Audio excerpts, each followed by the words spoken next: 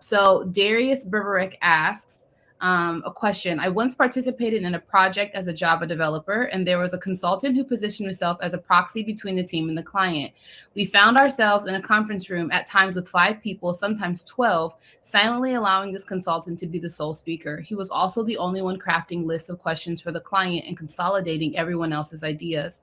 Later, while working on a different project and company, I asked a colleague about this seeming, and it looks like it cuts off.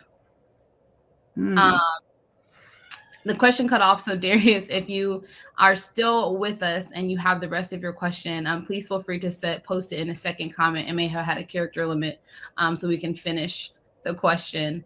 Um, the first part sounds a little bit terrifying. I mean, So it sounds like the consultant had a position of power, and Right. the Java developers felt like, what is this?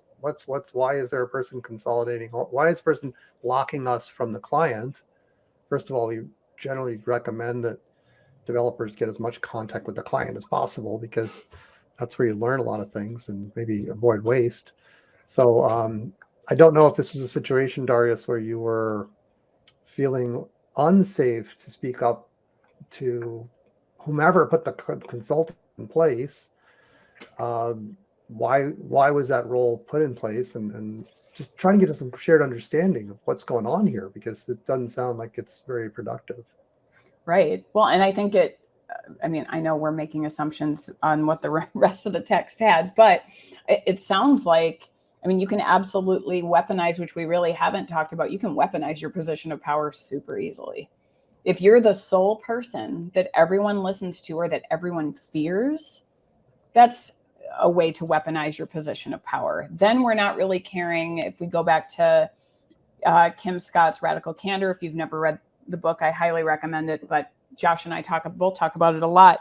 But if we're in obnoxious aggression, which some people mistake as radical candor, sometimes it's you're not empathetic, and you might want them to improve, but you really don't care about their feelings, right? You might be out for yourself. You might be just wanting to improve your position of power. But when folks on teams start aligning and saying, you know what, we don't really like the way that we're showing up together. I wrote a blog on this recently. When, let's say, one person in a position of power is being problematic, like, how do you address that? You can't make it about the person.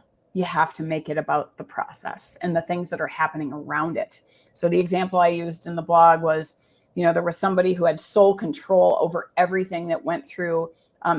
They were a principal architect. They had sole control over everything that went in and out for their team.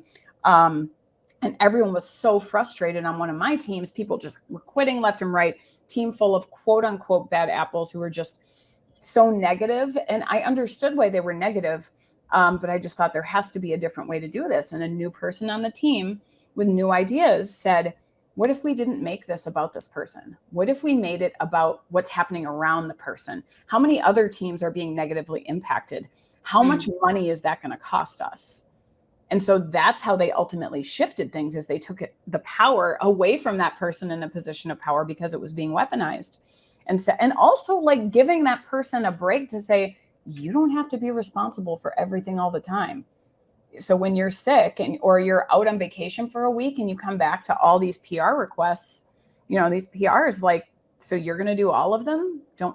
That doesn't necessarily seem like a great idea. That's interesting that you answered that way, because Darius posted the rest of this question and he said, I asked a colleague about this seemingly toxic dynamic. Even this colleague said, of course he was a proxy. He was the team lead at the time. Now this team lead is a seasoned manager managing more than 150 people across various projects. Is it fair for someone to prioritize their own career advancement, even if it potentially undermines the potential of all other team members? I'm still impacted by the memory of that toxic environment. Wow. Right. See, and so those things stick with you.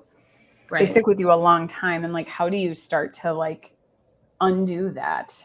And it really is kind of like, it's like self-therapy, right? Like, you can, of course, like, you can meet with a professional to talk about it, but you can also start to undo, like, oh, wow, I had this thing happen where, it was really traumatizing to me. And I still remember like those words, like I still remember how that felt. And I remember what that looked like. Mhm. And now that's going to probably be a red flag for a while. So when something pops up for Darius or anyone who's gone and been in a position where it felt really icky and somebody was in this position of power and was weaponizing it, you're going to have to kind of pause and listen to yourself. Like for me, I want to go back to the nervous system conversation. So if we're going into fight, flight, all that stuff, I have started to pay attention to things in my body and the way that I respond. Like my neck will get completely bright red if I'm going into fight mode.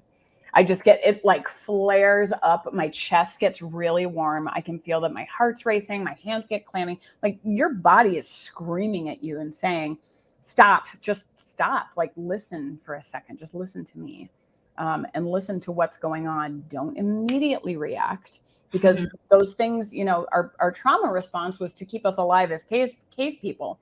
It's not the same situation here. It could very well be, to Jay's point earlier, like a real threat where maybe I really am uncomfortable, and that is legitimate. Just check out what you're feeling and like give yourself a moment to think about like, is there validity in what's being said or is it simply harmful? And then kind of going from there.